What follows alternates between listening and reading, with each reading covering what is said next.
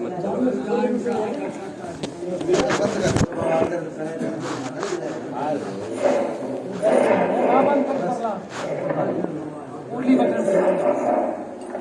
نہ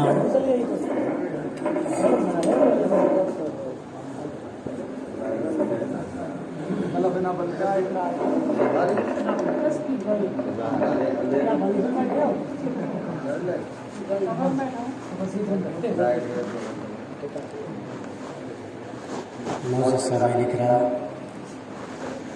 ممبر نور پر علماء کرام، السلام علیکم ورحمۃ اللہ وبرکاتہ۔ وعلیکم السلام۔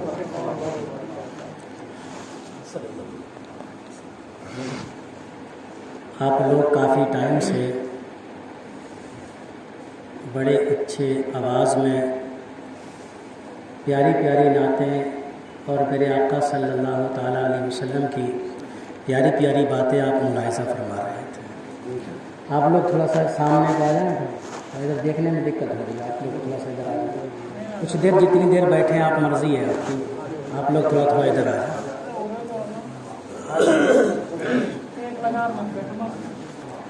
الحمدللہ الحمدللہ الذی کفا وسلام عباد الذین اصطفى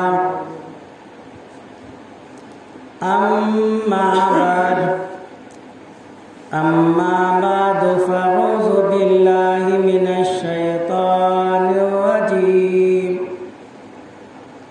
بسم اللہ الرحمن الرحیم،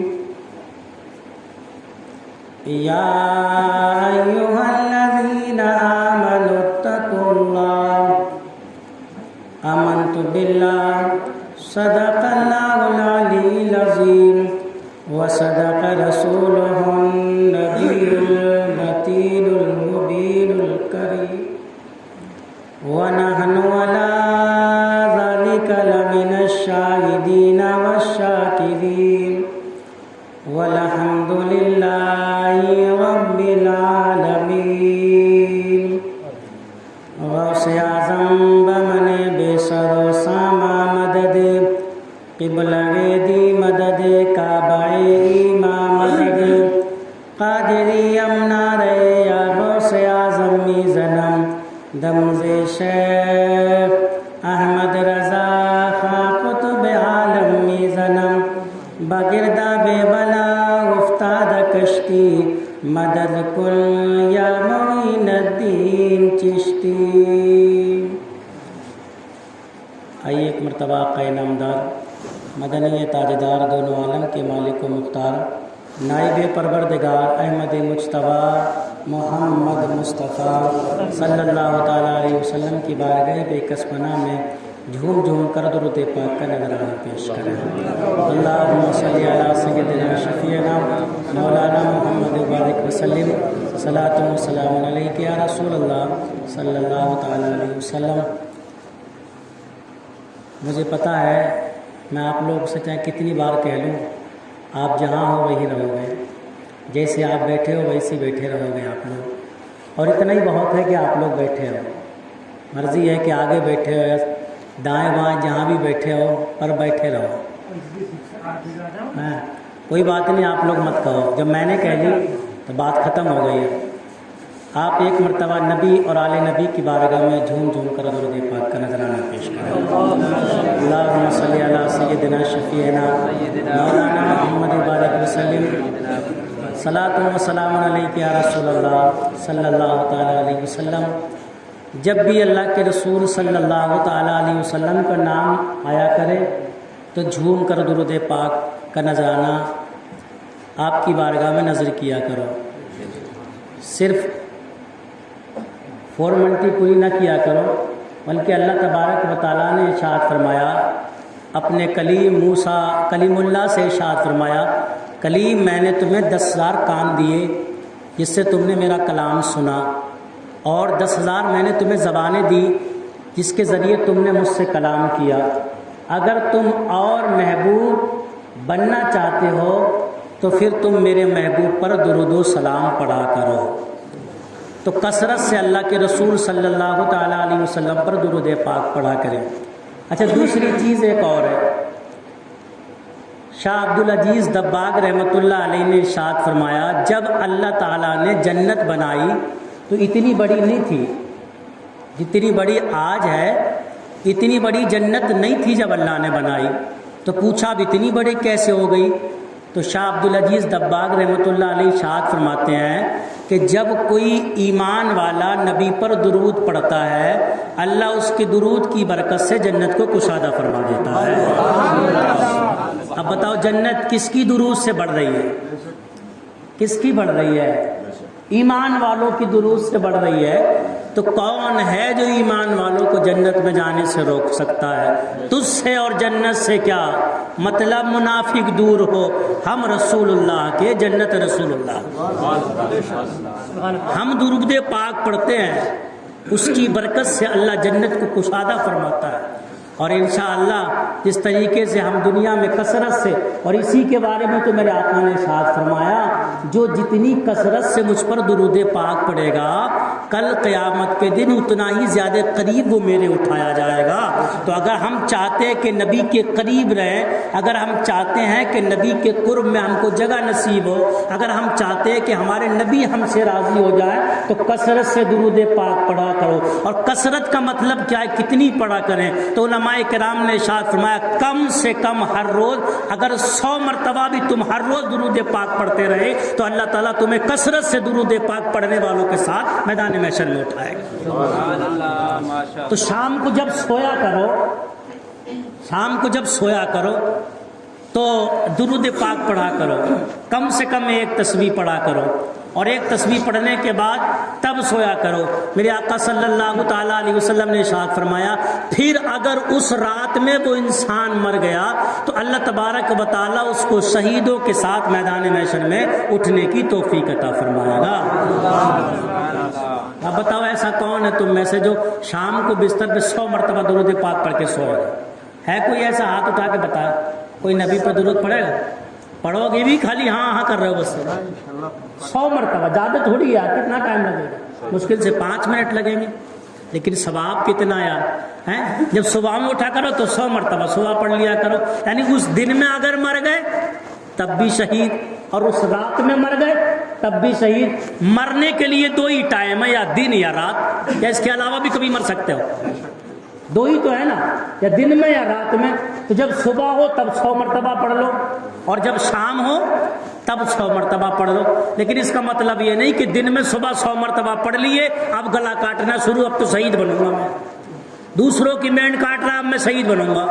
ابھی درود تو پڑھ لی نا میں نے، اب میں بھائی کا بھائی حق مار رہا ہے اب تو میں شہید مروں گا۔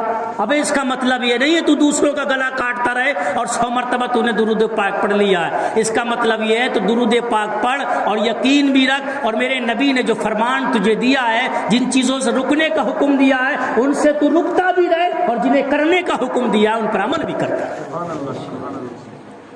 تو یہ ہے، تو ہمیں عمل بھی کرنا ہے، صرف خالی تقریر کرنے یا کرانے سے کام نہیں چلے گا۔ ہم تھوڑا کریں لیکن عمل کریں، ہمارا کام عمل کرنے کا ہے۔ اللہ تعالیٰ ہم سب کو عمل کی توفیق عطا فرمائے۔ 2 شعر ملاحظہ فرمائے اور ایک مرتبہ مسکرا کے بولے سبحان اللہ۔ مزہ نہیں آیا؟ آپ لوگ بڑا دھیرے سے بول رہے ہو، تھوڑا بلند آواز سے بولو سبحان اللہ۔ میں ایسے شعر پڑھتا ہوں کہ شاید آپ کی بیٹری چارج ہو جائے، اور اگر یہ شعر سن کے بھی چارج نہیں ہوئی تو پھر میرے بس کی بات نہیں ہے کہ آپ کو ہاں۔ پیر و مرشد کے جلووں کو دیکھو، کوئی بھی ان کے جیسا نہیں ہے۔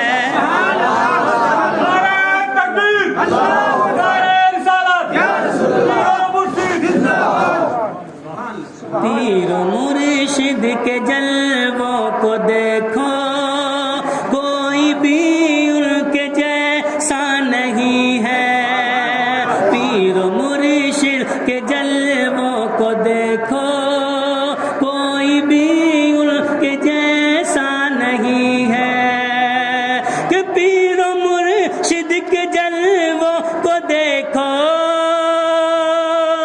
کوئی بھی ان کے جیسا نہیں ہے، کوئی بھی ان کے جیسا نہیں ہے، کوئی بھی ان کے جیسا نہیں ہے، دیکھ لے جو بھی چہرے کو ان کے، دیکھ لے جو بھی چہرے کو ان کے، زندگی خوبصورت ہوئی ہے، دیکھ لے جو بھی چہرے کو ان کے، زندگی خوبصورت۔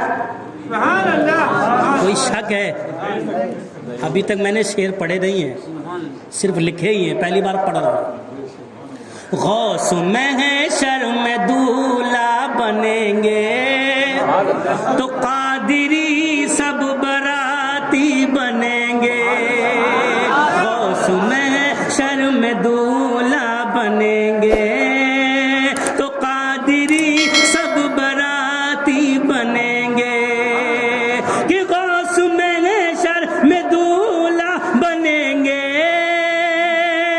تو قادری سب براتی بنیں گے، قادری سب براتی بنیں گے، یہ محمد میاں کا ہے احسان، یہ محمد میاں کا ہے احسان، کہ غوث اعظم سے نسبت ہوئی ہے۔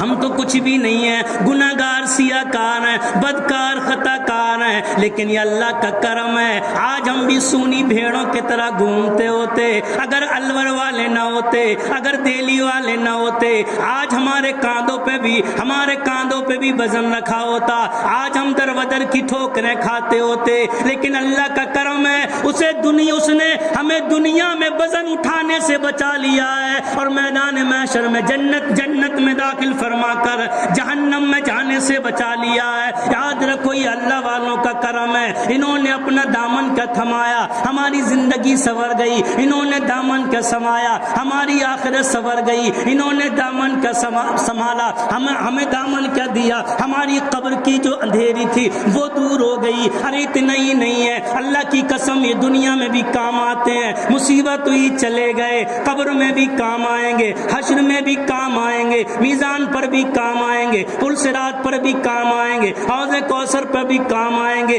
ہر جگہ یہ اللہ والے بچاتے نظر آئیں گے۔ جب کوئی بچانے والا نہیں ہوگا، کوئی پکڑنے والا نہیں ہوگا، کوئی پوچھنے والا نہیں ہوگا، پھر ہمیں ان کے نام کے ساتھ پکارا جائے گا، کہاں گئے قادری، آؤ اٹھ کے آ جاؤ۔ ہم جب اٹھیں گے ہم سے سوال کیا جائے گا، بولو تم کیسے قادری ہو، کیا تم نے غوث اعظم کا دامن پکڑا ہے، کیا تم نے غوث اعظم کو دیکھا ہے، کیا تم نے غوث اعظم کی زیارت کی؟ تو پاپڑے والے جواب دیں گے غوث اعظم کی زیارت تو نہیں کی ہے، غوث اعظم کا دامن تو نہیں پکڑا ہے، لیکن خواجہ محمد میاں کا دامن پکڑا ہے، اور انہوں نے یہ نہیں کہا اب تم سمری ہو گئے، انہوں نے یہ نہیں کہا اب تم محمدی ہو گئے، بلکہ انہوں نے کہا اب تم قادری ہو گئے، یعنی غوث اعظم جانے یا تم جانو، اب وہ تمہیں بچائیں گے۔ کل میدان محشر ہوگا، غوث اعظم چادر پھیلا دیں گے، کہیں گے آ جاؤ ایک قادریوں میرے قریب آ جاؤ۔ یا اللہ والوں کا کرم ہے، انہوں نے دامن کیا دیا، ہمیں مصطفیٰ سے ملا دیا، مصطفیٰ خدا سے ملا دیں گے، با خدا خدا کا یہی ہے در، نہیں اور کوئی مفر مکر، جو وہاں سے ہو یہی آ کے ہو، جو یہاں نہیں وہ وہاں نہیں۔ یہی ہے، یہ راستہ ہے۔ اللہ فرماتا ایمان والو اللہ سے ڈرو، وَكُونُوا مَعَ الصَّادِقِينَ، اور سچوں کے ساتھ۔ وہ سچے کون سے ہیں؟ یہی تو ہیں وہ جن کے عرس میں ہم بیٹھے، انہی کو تو سچے کہتے ہیں۔ ہر نماز میں کہتے ہو نا اہدنا الصراط المستقیم، اے اللہ سیدھے راستے پہ چلا۔ وہ سیدھا راستہ کون سا ہے؟ وہ یہ نہیں ہے جو پنوا کو جا رہا ہے، سیدھا راستہ یہ بھی نہیں ہے جو پنانا جا رہا ہے، سیدھا راستہ وہ بھی نہیں ہے جو الور سے دلی جا رہا ہے۔ سیدھا راستہ کون سا ہے؟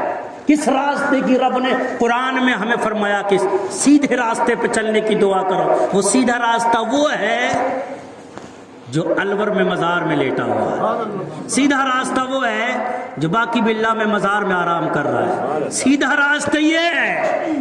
اللہ نے انہی کے بارے میں فرمایا ان کے راستے پر چلو, ان کے طریقے پر چلو.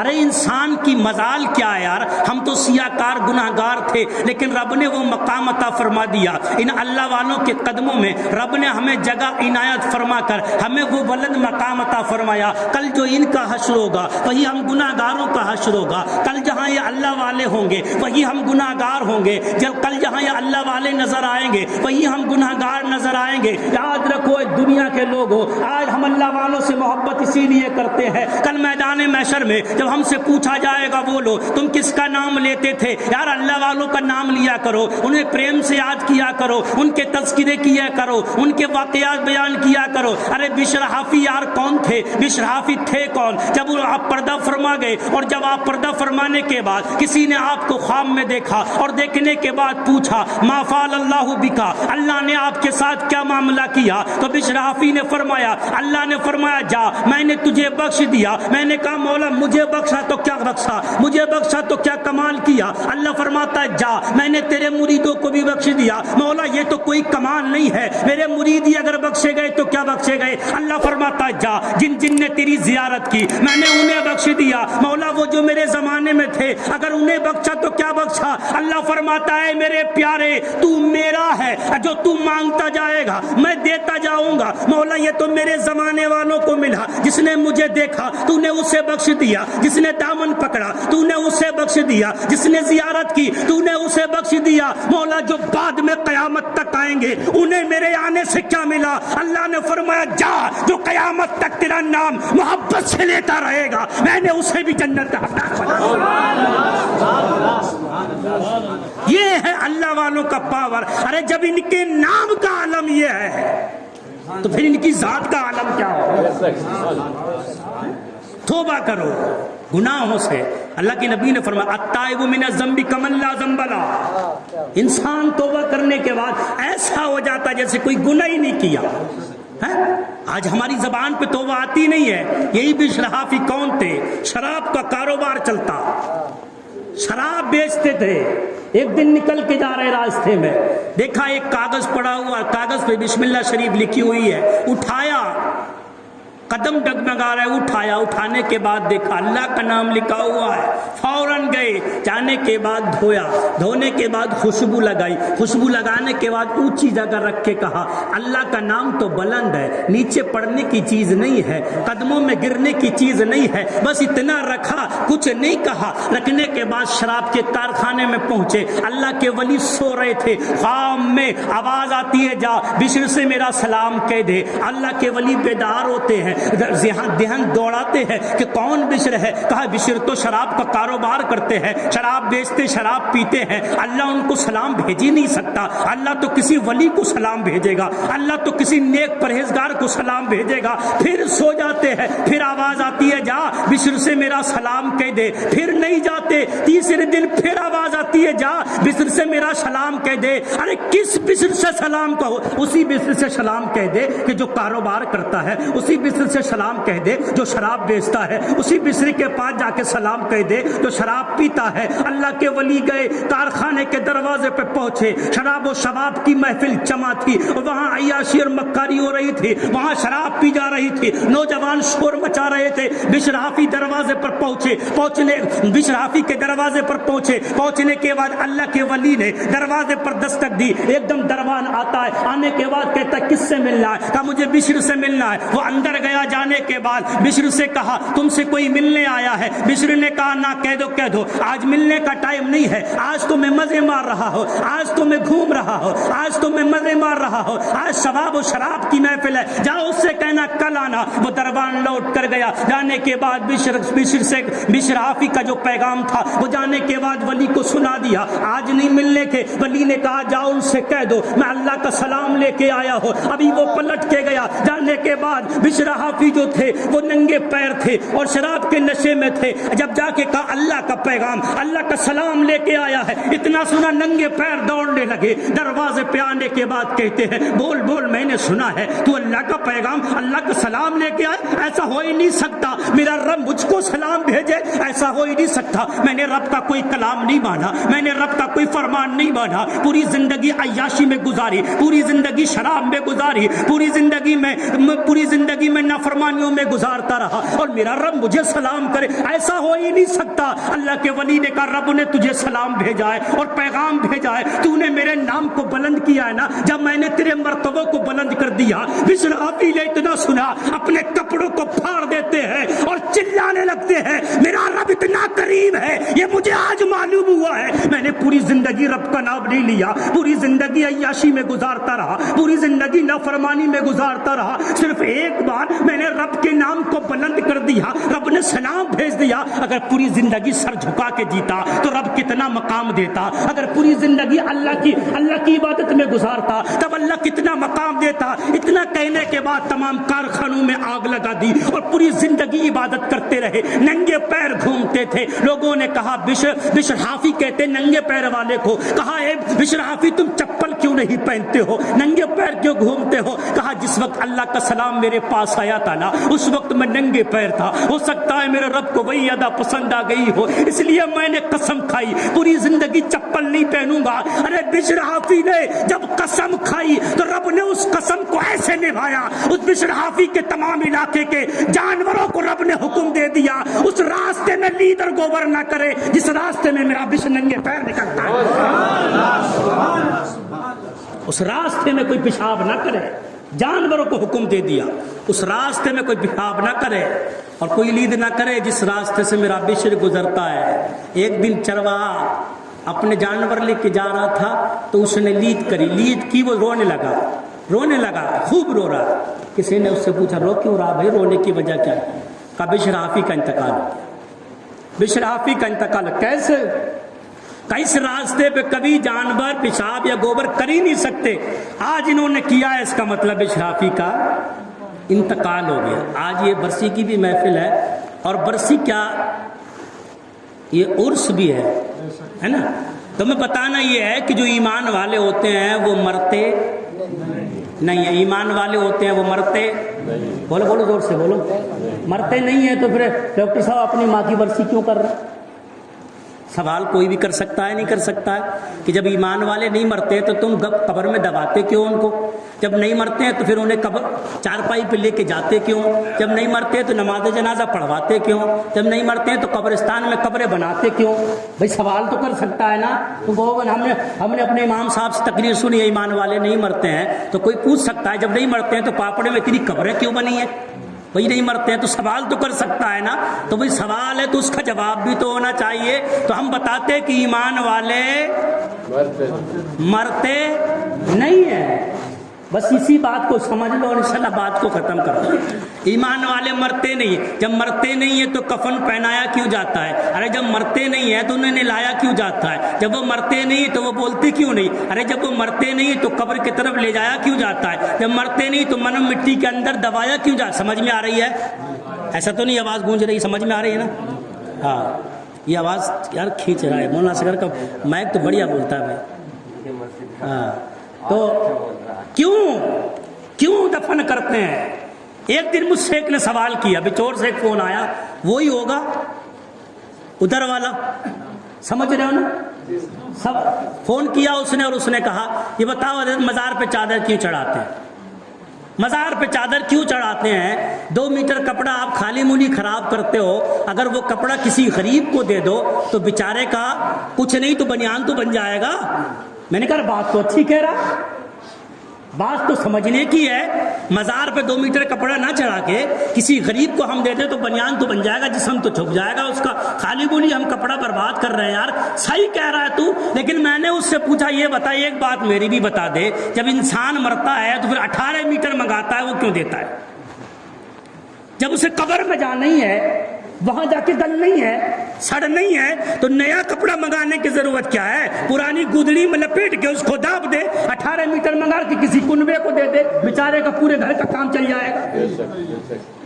تو 2 میٹر کی بات کر رہا ہے، 18 میٹر کیوں منگاتا ہے؟ خاموش ہو گیا، فون کاٹ دیا۔ لیکن جو سنی ہوتے ہیں نا، وہ بتاتے ہیں کہ ہم نیا کپڑا منگاتے کیوں ہے۔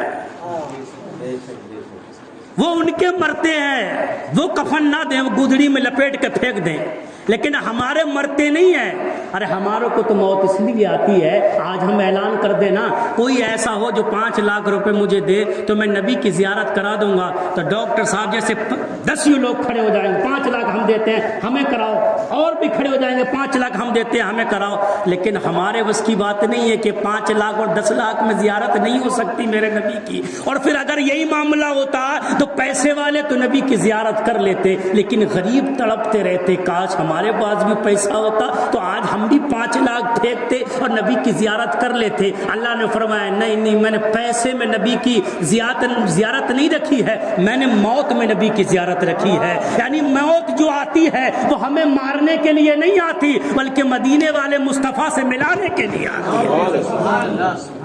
اس لیے جب انسان ایمان والے کی روح نکل جاتی ہے تو موت کا دار و مدار روح نکلنے پر نہیں ہے، آپ غور کرتے رہیں۔ اس کے بعد میرے آقا ارشاد فرماتے ہیں کہ جب تم جنازہ لے کے چلو تو آہستہ لے کے چلو۔ ارے کس لیے آہستہ لے کے چلے؟ کہتے ہیں ہلاؤ مت، امام صاحب غسل دے رہے، زیادہ ہلاؤ مت، تکلیف ہوتی ہے۔ ارے جب مر گیا تو تکلیف کائے کی؟ یعنی امام بھی جانتا ہے مرا نہیں ہے، یہ صرف نلایا دولہا بنایا جا رہا ہے۔ زیادہ زور سے ہلاؤ مت لے جاتے ہوئے، تکلیف ہوتی ہے۔ قبر میں آہستہ سے کیوں اتارتے ہیں یار؟ رسیوں میں باندھو اور پٹک دو، مر گیا اب تکلیف کا نہیں، آہستہ آہستہ کمر میں صافی ڈال کے آہستہ آہستہ اتارتے ہیں، ہلانا نہیں، تکلیف ہوتی ہے۔ اس کا مطلب تکلیف تو زندوں کو ہوتی ہے یار، مردوں کو کب سے تکلیف ہوتی ہے؟ ایک انگلی کٹی ہوئی ہو، گلی میں پڑی ہوئی ہو، پھر انسان اس انگلی کو چاہے کتنے بھی ٹکڑے کرے، انسان کو تکلیف نہیں ہوتی کیونکہ وہ انگلی مر چکی ہے۔ لیکن وہی انگلی اگر انسان کے جسم میں لگی ہوتی ہے اور زو ہوتی ہے تو تکلیف ہوتی ہے۔ مطلب جنازہ ابھی چارپائی پر ہے، ہلاؤ مت، تکلیف ہو رہی ہے،